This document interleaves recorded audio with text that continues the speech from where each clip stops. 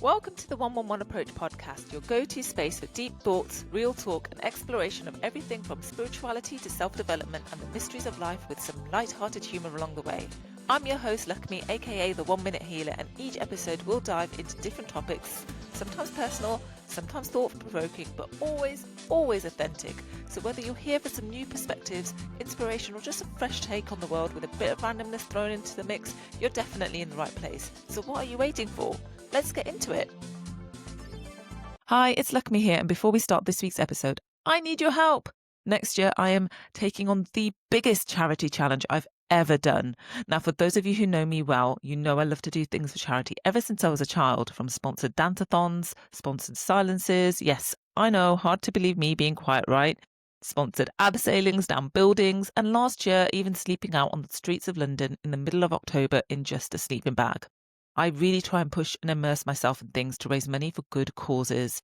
And next year, I am climbing Mount Kilimanjaro for not one, but two amazing children's charities. Cordwell Children, who help disabled and autistic children all over the world, and Cordwell Youth, who empower at-risk adults aged 11 to 24. Now, this is the biggest challenge I've ever taken on because, number one, the target I need to hit is the biggest one to date. I need to raise £5,000, all of which goes to the charities, because actually the trip and expedition itself is self-funded. But hey, if you're a business and would like to sponsor that side of it, please get in touch with me. And number two, I've never climbed a mountain in my life. Although I did make up my mind at age 5 that I did find a mountain in Canada and claimed it as my own. But that's a story for another day. So please, if you are able to make a donation, no matter how big or small, it will really help me reach that target. And I will be forever grateful to you, as will the children who the money will go to. So thank you again. The link will be in the show notes below. And enjoy this week's episode. Hello, and welcome to another episode of the 111 Approach podcast with me, Lakshmi, the 1 Minute Healer. And I always start and finish my episodes with gratitude because it is the most important frequency and vibration you can get into. I would argue even higher than love, because you can't be grateful if you're not in love with gratitude, I guess.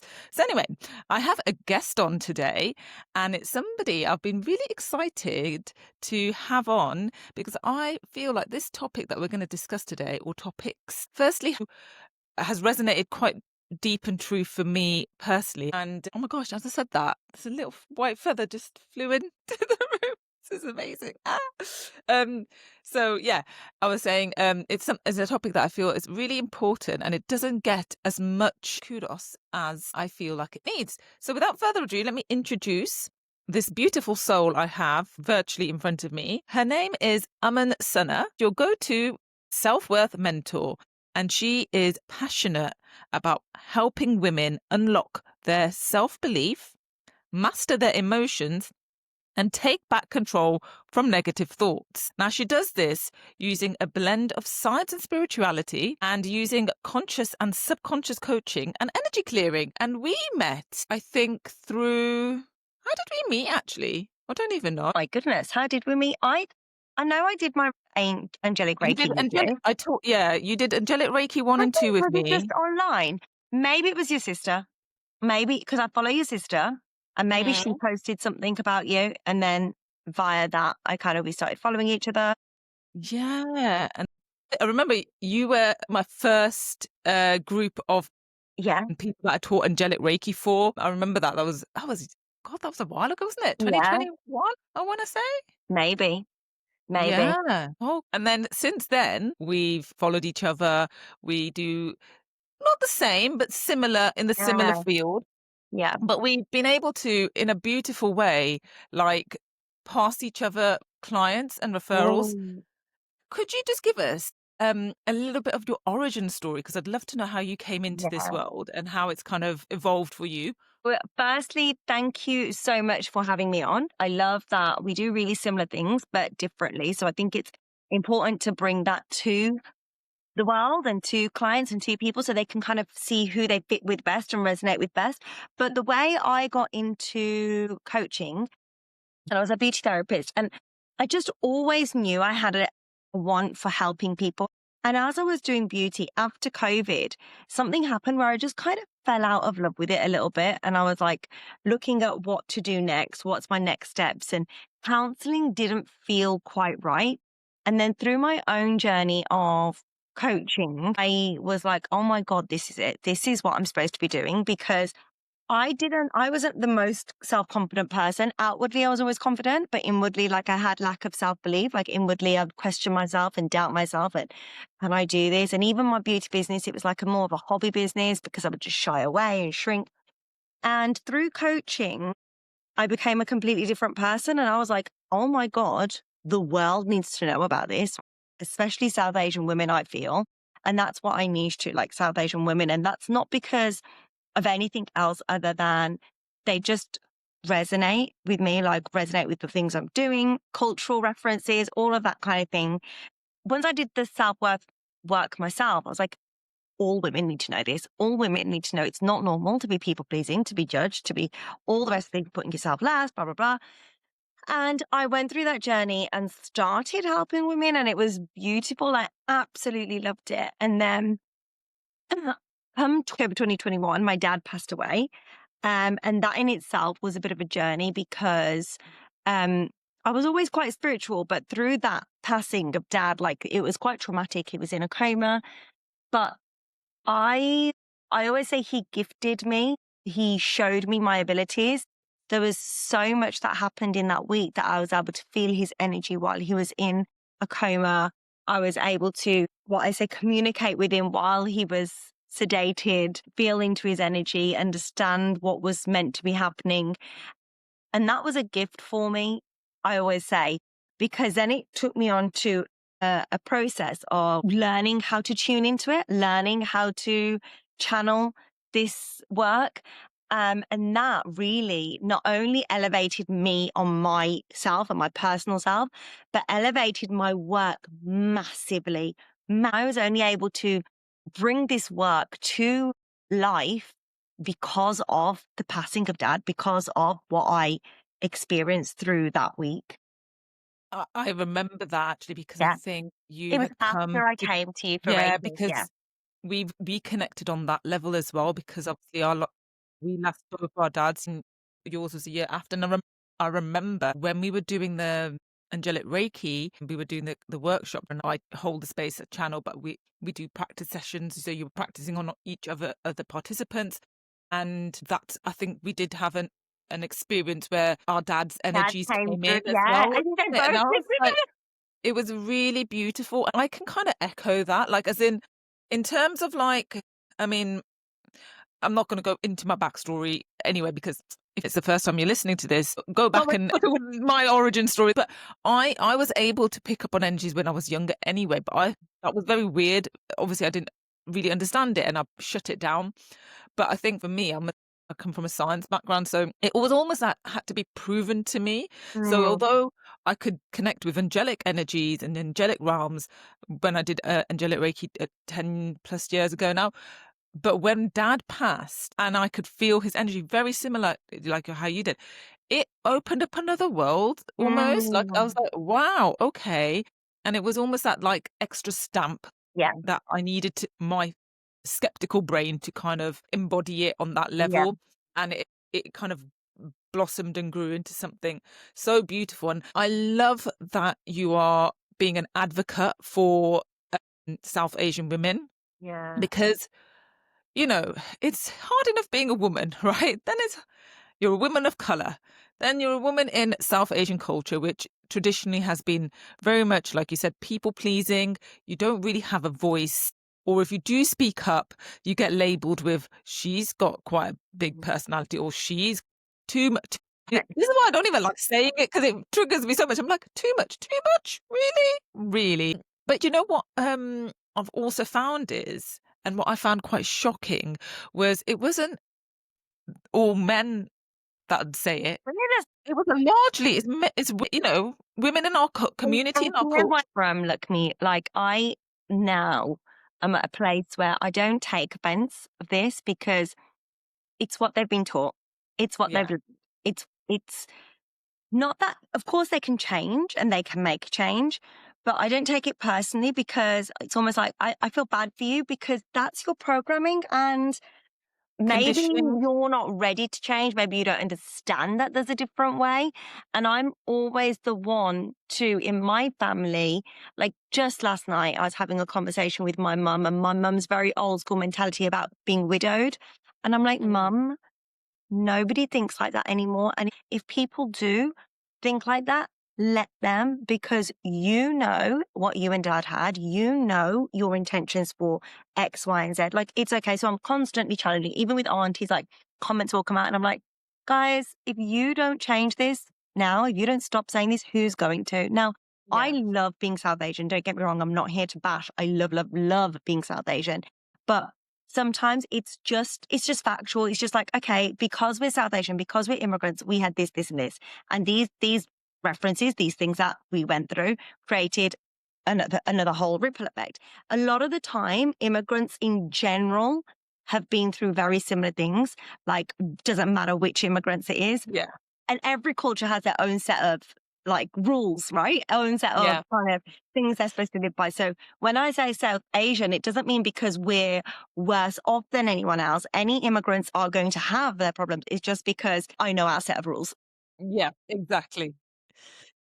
Thank you for highlighting that as well, because I think it's important to sort of emphasize that at the end of the day, we can only really speak truly from our own experiences. Like Yeah. if we couldn't sit here and talk about um uh, you know Think about, immigrants from Africa, although I say that and I was like, well, my parents were born in East Africa as well. yeah, see? Yeah. So, and I think this is the thing, right? The topic that I really, and I'm glad that we're covering a few things as well in terms of women getting pitted against women or saying things to almost dampen. And I don't think they do it on purpose, like you said. I Yeah. think it's just conditioning, and it's what I've also found is, and a lot of the time when people make comments, it's About them. actually it's about them because everything's a mirror, right? So whatever Mm. you're seeing in someone else, whether that's beauty, confidence, all the positive things, when somebody tells around, oh my God, you're so this and you're so that. And I turn around and say, thank you. I'm accepting that compliment and receiving it with gratitude. But I also try and remind them, if you're seeing it in me, it means if there's part of you that Yeah, has it in I there love as well. that. You wouldn't see it. You wouldn't see it or say it. There's a part of your soul or part of your energy that is seeing it in somebody and you're like, oh my God, that's amazing. You know what, Just because luckily, it's that in has you. given me the biggest boost because I compliment everyone all the time. And I'm like, oh, you're right. That's Because just babes, a little everything's a reminder mirror. there. Yeah, Yeah. everything's a mirror. But we always say that, and this is what I remind my clients is we always say that when it's something negative. So if something's Mhm. triggering you, if you're jealous or if you're frustrated or if you're angered by something, oh, guess what? It's a mirror because it's something inside you that needs to be healed. But equally, it's the opposite way around. So let's flip it as well. So as much as the mirror is for our negative highlights, it's also our positive highlights as well. So this is where I think, we have so much synergy and we have so much similarities, but in the most Mhm. beautiful way. And this is why I really wanted you to come on and speak about this, because I'm just putting it out there. It's taken me a lot of work, and I'm not saying I'm fully there yet as well. I still get kind of that little feeling in my stomach sometimes about lots of people. I mean, Yeah. we share the same mentor now as well, Yeah. who's also Indian woman, Meena, Yeah. shout out to Meena. But it would be so easy, I'm sure. I mean, I'll put my hand up. I did it at the beginning as well. I was like, oh, she does the same as me. We've got the same skin tone. We both from Birmingham, and now we both do angelic Reiki. I could have let that, and I think I'm not going to lie. I think at some point it did kind of was like, oh, okay, there's competition here. But when you're in this world and you start doing the work and you see it from, this is not competition. This is, again, a mirror reflecting to you, oh, wow, there's someone like me. And this Yeah. is, again, you can see it two ways. You can see it, oh, there's someone like me doing similar things to me. Oh my God, scarcity mindset, competition for Um, clients, competition for this, competition for this. Aman's got her podcast as well. And I want to speak a little bit about that because Aman, I'm getting chills now. Your advice that you gave me, so yeah. beautiful, genuine. Luckily, I'm always, always about collaboration over competition. Like, if Yeah. I've done well in something, I want other people to do well in it.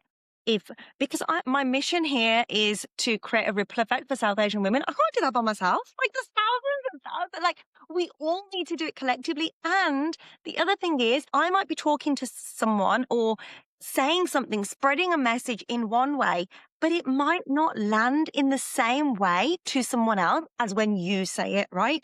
So, like Exactly. you said, like, yeah, I launched the podcast, and I can't tell you how many people have messaged and said, I want to launch mine. Like, can you help me? And the same voice note, do this. And I'm like, Yeah. then do this, then go on to this. And then. But I wish I had a step by step. Like, I'm sure there is something out there. But for me, there was like a techno thing. I'm not very good at technology, was the story I used to tell myself, right? So that was the resistance. And so when somebody reaches out to me, I am going to voice note then. Just last week, there was somebody else in a different space and she was launching. And I said, drop me a message. I'll tell you how I did mine. And then there was another lady, she's slightly older than us. And she was like, the technology really scares me. And I knew the voice note wasn't going to help. I jumped on a 20-minute Zoom with her, told her to record it, showed her how to do it step by step. And she was like, thank you so much. And she launched her podcast. Like, this is needed out there. You need collaboration over competition. 100%. And I wanted to touch base on that as well, because like technology I don't like. Oh my gosh, this is why I now have a social media manager. I have no problem saying it, because A, I don't want to be on my phone too much. B, I just find it it just drains my energy. Yeah. Like, I'm bad enough doom scrolling at the best of times, and now I'm gonna like say, oh, I'm working, and I'm like, I'm not working, I'm doom It's scrolling. really hard to separate that. That's one of my biggest struggles, I would say. I think I'm working, and the next for half an hour later, I'm like, what am I doing? Exactly. It's difficult. And so this is what we're sharing this with you listeners, because I feel also, I used to feel a lot of pressure being somebody spiritual and a Reiki master and in this space, more so when I went full time. You do this full time now, Yes, don't you? yes, I'm full Yay. time. Yeah. So as in, like, obviously we had other jobs at first, and then you build up, and then It was either you make 2021. I went full time. you make a decision, or like me, the universe makes a decision for you, and you just go through it. And when you're doing it full time, I found more pressure to be of a certain way. This is why I'm so passionate now about breaking down societal norms about a spiritual person, because I swear. Also, I did stop swearing after Dad passed away, because Dad didn't like it at all. And so we were like, you know what? Let's just try and honour him a little bit, because he rarely did swear. And I did find I was much calmer. But I'll be honest, I like banter and like some jokes and stuff, right? And like, it just doesn't land if you don't have the I'm not fun. going to lie. My family know me as, and I've actually got a t-shirt, and it's mostly love and light, but a little bit go fuck yourself. Yeah, oh my God, I love that. And that's me. Like, I am all love and light. I will come with the most compassion, but I am straight up, and I'm not going to beat around the bush or mess around. But if you need to hear something, that you need to hear. And I love that. And I think this is why this is more needed, especially in our culture, because we are notorious for lack of boundaries, because we're meant to be, again, very much love and light, and it can almost Yeah. go to like doormat flexing. And it's just like, well, no, a lot of people don't realize with spirituality, it's all about duality, right? As above, so below. And you've got to nurture both parts of it. But whichever one you feed most is the one that's going to grow. But it doesn't mean that there's not that part of you is like, that Handsworth girl comes out, like the Birmingham Handsworth girls comes out. Like, don't test me, yeah, because I can kick your ass. But yeah, I wanted to just circle back to this whole collaboration over competition. And I'm fully there with you now, because when I was starting into it, I would get like a scarcity mindset. And where it shifted was actually 2021 or 2022 or something, when my angelic Reiki master teacher, I have two, the one in Birmingham, she came to me. She got an opportunity to have a stand at the NEC show, the Mind Body Spirit Festival. And she goes, look, me, I keep seeing in my meditations that we're supposed to do this together. So we actually shared a table. We both do angelic Reiki, so it's very specialized. And she was like, we're supposed to start bringing angelic Reiki out to the masses now, but we need to do it together. So we shared a table, but we were two separate companies. We were both doing taster sessions, and we both got a speaking slot on the stage. And even the I think it was the first time this has ever happened, because even the organisers were quite confused. They were like, hang on, you're two separate companies. Yeah. You're not working together. And then we were like, no, but we're sharing the stage. We're sharing the table. Yeah. And you know what was so beautiful, man, was when people were coming to the table, Kim Dhaliwal, shout out to her, Wings of Wisdom, she had just launched her new book.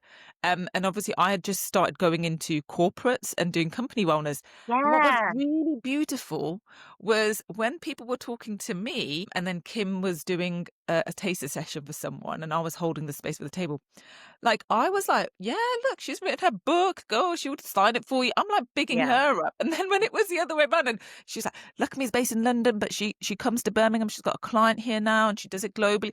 Like, we were both essentially selling each other. And you know what? I Yeah. found that so much easier, because I find it so much easier to big someone else up and be like, this person's so amazing, you need to try it out, a session with them, because I feel a little bit icky when I do. I'm still working through it. I know it's something that I need to work through, but that kind of cemented in me, and we both did really well.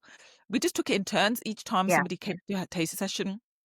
But that, again, that cemented in me. And when people were asking, they were like, hang on a minute, you don't work together. We're like, no, I said, she was my teacher back in the day. People were a bit confused, but also they were like, oh, that's really beautiful.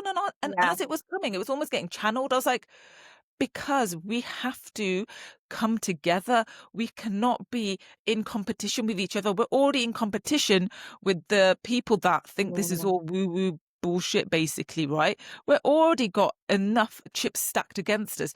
So for us in the community, we got to come together, man, Yeah. and we got to raise each other up. And not only that, like, for what me and you do, like, we get people come to us. And for me, it's been like family members. If family members come to me and I'll say, okay, go and talk to me. I feel like she's gonna be able to help you better. Or if people are like, come to me with something. I've even had clients, and I just sometimes get channeled. I'm like, I think you need to have a session with me, like just drop her a message. So you get people coming to you saying, Aman sent me, and Yeah. vice versa. You've said to me before, oh, I really think so-and-so is going to benefit from this. I'm going to send them your link, or I'm going to send them your details. And just as you said that, somebody else, two people popped into my head. So note to self, I will send you their names as well. So go I on. love that, because sometimes we're too close to the person that needs the help, so somebody else needs to do it. And other times it's that actually my modality is the way I'm doing things has taken them to where they need. They just need a little tweak or something else. And I think you're going to be the person, or, you're saying I'm going to be the person to help that. And that's okay. Like, we have to let go of that ego of I'm going to be able to do what I'm going to be able to do it all, because I know how many modalities I've tried, how many people I've tried, like, and it works all beautifully together. Like, it integrates everything I've tried, whether it's Reiki, whether it's pranic healing, whether it's EFT tapping, breath work, spinal energetics, like, all of it goes together because it's one piece at a time. It's a piece of this and a piece of that. And yes, you might be able to facilitate a huge breakthrough for the person, but then somebody else might be able to add to that and help them grow a little bit more.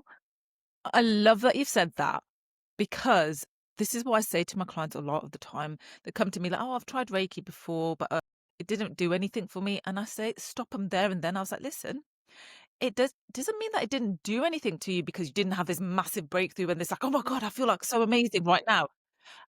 I always say, first and foremost, I am very big on like making sure people don't get scammed. So it's like, let's just make sure that A, the practitioner was right, but B, it doesn't mean that it was not a good modality. Everything's chipping away, like you said. I always say to people as well, it's like, Reiki's not going to fix your life. Like, it will help. And even my like intuitive Reiki, I said, yes, it's different because it's blending about 7 different styles of energy healing and modalities. But I was like, just doing the 1-1-1 approach with nothing else, that's not going to fix everything. I put it right out there. That's why it's so important to me with the 4-body framework, because what I always say is I can cleanse your energy and I can clear it. However, if you are not going to change your habits and actions on a daily basis, you're going to rejoin that pattern. You're going to rejoin that cycle. And I liken it to, you can go and get a massage every week, but if you're going to sit in the same position, the same posture every week at your desk, you're going to keep needing that massage. 100%. And this is where I say to people, you can come and you can have energy healing from me, like you said, once a month, whatever, once every 2 weeks. But if you really want to make some changes, you need to come and have a coaching program with me, because I can't do everything. I could take a large chunk of your shit and help you heal it. But if you're, again, like you said, it's like going to the gym, right? If you're going to go to the gym every day, but you're going to come home and eat crisps, chocolate, you're just in a vicious cycle. Yeah. And it's all about breaking the cycle. And this is what I love that you're doing, like in our culture and our community for our women, is taking them out of that cycle that we've been so used to running. And then the other thing that was really beautiful for me was like when you mentioned is like, there are so many people that need help out there. And again, that got cemented in me multiple times. But more recently, when I went, I think, was it last year, when I went just to do a little bit of research at the one of these exhibitions for like corporate wellness and the well-being and small businesses and things. And I went in there, it was at the XL, walked in, and I got so overwhelmed because the amount of like HR companies, accountants, and people just like shoving leaflets in my hands. And I got home and I had 2 bagfuls of leaflets. And I'm like, this is just a small fraction of businesses that had filled up this massive exhibition center. And that just cemented it. I was like, look, me, there are so many companies out there. This is it. You do this really well. And this is when I talk about, like, when I say the way we say things, it's going to be the same thing, but it lands differently with different people. You're really good at getting into corporate space. Yeah. Whereas I think I prefer private, Yeah. but corporate, I feel, is your kind of thing. Because I feel like now it's like, right, if I don't help these people, then they're just going to be stuck. And what I found as well is, although people like getting stuff for free, they don't value it Yes. because it's free. They won't. When you do the free stuff, people won't implement it as much or value it No, as much as they will if they've paid for it. For sure. exactly. And that's why I've stopped doing, I mean, I do my free 1 minute meditations every day, but I've stopped doing free like demos or taster sessions, even for companies now. I used to do like oh, give me a free taster session. No, I'm not doing that because A, it devalues your worth. And B, they wouldn't value it. So circling back to seeing all those companies at this show, I was just like, this is just like a smidgen of what is out there. Yeah. And what I want to also highlight is that sometimes you need these reminders. And even though you think, okay, I get it, we should be in abundance mindset, or we shouldn't be comparing each other or myself to other people. But guess what? You need to hear it and see it multiple times for it to actually become the way that you actually then carry yourself. Because I know that that's been something for me. And case in point, this podcast, I had the idea of doing a podcast sort of last year, 18 months ago, when I was on my 10-day Vipassana silent meditation retreat. Yeah, you did that, didn't you? Yeah, I had all these thoughts and stuff. And I'm like, I want to get all this content out. I want to share this stuff that's been channeled to me. But I had massive insecurities. I didn't like social media, and I was so overly critical. But then I was like, oh, podcast, let's do it. Sat on it for ages. But then when Aman launched her podcast, I think it was beginning of January, wasn't it? January 20. Yeah. So I remember getting, because I'm subscribed to your newsletter, so I got the little pre-thing, the pre-launch. Like, I was like, oh my God. And I'm going to be really honest. 2 things. Firstly was like, wow, she's doing a podcast. And then the other side of my brain was like, look me, you stupid You were woman. supposed to do that. You were supposed to do your podcast. And I'm just being totally real with you, babes, because, we're here to talk real stuff. I love you. I love everything you stand for. And even though we have this beautiful relationship of collaborating, that side of my brain was like, see, now she's done it. People are going to think you're copying her. All this negative thought. And I wasn't in a great place at that point anyway, because my foot had just gone inflamed. I was on crutches, starting the year off, not on the right foot, because my right foot is bloody in a cast almost, on crutches. I'm there going through all this crap. Like, it was just a bad vibe. But then I was turning it around. I was like, right, I launched my 1 minute journal. So that gave me the kick to do that. But then my 40s was looming. And so somebody that I know, they said, listen, everybody's launching podcasts every single day. Doesn't mean you're not Yeah. going to do yours. So then I turned it around. I was like, right, I'll do mine on my 40th, because that, again, was something that I could turn something that was quite negative for me into a positive. I launched a date and I had to stick to it. And you said, yes, that's what I'm doing. I'm going to launch, I'm going to do it on the 40th, and then I can't budge. Yes, I think I remember we had that conversation because you sent me some voice notes. And I want to also share that even though I had the 14th of February, my 40th birthday, in mind, I was trying to do it similar to the way you were doing it. I was like, oh, I've got to just record it, extract it, and do all this. And it was really getting me overwhelmed. And even though you'd helped me of how to do things and how to like launch it in my head. For you. Yeah. And I was just, oh my God. But you know what? There's again, the universe, when you put it out there and it's something that you're really supposed to do, the universe provides. Because then I was invited to be a guest on Canny Crystal's podcast. And I was like, okay, brilliant. This was literally a week before my 40th birthday. So that was on the 3rd of February. We recorded it. That's the day I ordered this microphone, because I was like, shit, I can't turn up to this guy's podcast. He's like a massive podcaster. Yeah. I haven't even got a bloody microphone. So I ordered the microphone. Then he sends me this link for this studio that I'm using now. And I thought, this is kind of weird. I've never heard of this. Did the recording from him, and then the voice in my head was like, look, me research this. And I looked into it and I started the free trial. It was the tech was holding you back. So the universe Exactly. gave you the tech and was like, go, move. Exactly. Right. And it was like, right, we've given it. Now I say to every single person who's thinking of starting a podcast, or even if you're already starting a podcast, try out this software program, because it makes it so freaking easy, to the point where my mom is actually going to start doing and my mom is an even worse technophobe than me. The amount of iPhones she's gone through because she does something and it completely F's up. But even she was like, wow, this is so easy.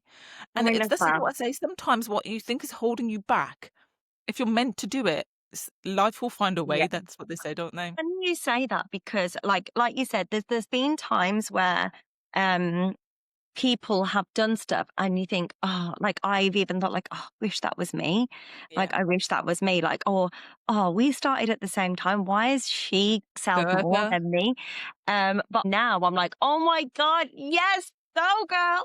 Because in my head now I'm like, if it's around me, if someone's doing well, that shows me it's possible for me as well. And I think we've got to have the courage to go out of our comfort zones so that it inspires others to do the same. And I will always, anybody that reaches out to me, I will always have a conversation to say, okay, babes, do this. You got to do this. You got to do this. And then they then go and have that ripple effect on their following and on their clients. Yeah. I get what you're saying. The ripple effect is so beautifully put, because that's exactly what you're trying to do, because we can't help every single person, because there's just too many people that need healing and help and guidance and mentoring and coaching. And that's why it's really important that we come together. People will pit us against each other because we look similar, we do similar things. We might even sound similar and say similar things. But this is where I want to try and tell people, it doesn't matter if Aman saying this and then Lakshmi saying that, and we're saying the same, in inverted commas, thing, and we're using the same analogies and things, because the people that are meant to hear it, first and foremost, they need to hear it a few times. Like the amount of books I've read, and they're thinking, I've read this before, or I've listened to this before, I've heard that before, but actually it's after the 7th or 8th time, and it's with someone that I resonate with, and then I'm like, oh yeah, I've heard it before, but I like the way she says it. And it could be the exact same verbatim word as, say, Tony Robbins said it, but actually I'm just like, nah. Although I quite fancy him, but he's too American for me now, isn't it? Like, it's very American-y, like, and I don't know, nothing against my American viewers or listeners, I guess, but I'm glad you brought that up as well.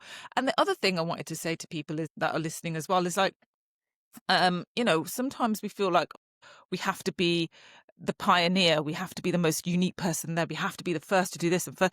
No, you don't. You just have to do it in your own way. And guess what? Because you're doing it in your own way, you are the first person doing it. And like you said, if there's other people doing it, there's evidence that it's needed and wanted, so go and do it. And I feel that level of like, where you were like, okay, at first you were just like comparing, but I'm like the same with you. Now I see it. I'm seeing it because it's in my reality for a reason.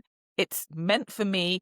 It's needed, and I can achieve it as well because I'm seeing it in my reality. So that's where the manifestation abundance mindset comes in, and it comes from working on it. It didn't just happen. This is why I'm so glad you're saying it as well, because I want to show people and tell people we're pretty much like leaders in our field, right? But even we have had to go through stuff to get here. Yeah. We didn't just wake up and be like, oh right, I'm a pioneer now and I'm leading the masses or whatever, or I'm breaking down doors in corporate world and you're breaking down doors in South Asian world. We didn't just wake up like this. We had to do our own work and work through our own stuff for it. So I'm really glad that you brought that to the table as well. So with that in mind, I always end on a 1-minute meditation. But before I do that, I wanted to say thank you so much for coming on here and being part of this episode. Is there anything that you wanted to or let people know about what you're doing? Thank you for having me here. So you can always find me on Instagram at Aman Sunner Mentoring. You can listen to my podcast, which is Finding Your Worth from Within, and that is on Spotify, Apple, YouTube, all of the usual stuff. But also, I have recently launched my brand new group coaching program. This program is beautiful. I've got a group of ladies in it, and we're working through what your self-worth problems are, what your confidence problems are. There's weekly Q&As, like hot seat coaching, where the women come and we coach through. There is 1 month collective activations, where every month I do a collective activation, whatever's channeled, in order to clear their energy. We've got an online portal in which it is filled with resources for your mental body, emotional body, physical body, energetic body.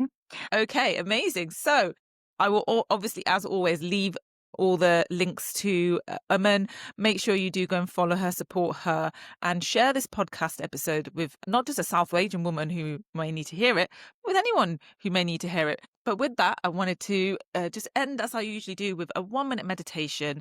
And seeing as we were talking about collaboration and abundance mindset, I'm going to ask you all to, if it is safe to do so, please close your eyes, take a nice deep breath in through your nose, hold for a few seconds, and then breathe out through your mouth. And I want you just to repeat these mantras either in your mind or out loud. I feel safe within myself, knowing that the universe is an infinite source of divine wisdom and abundance, and it is my birthright to be an open vessel to receive.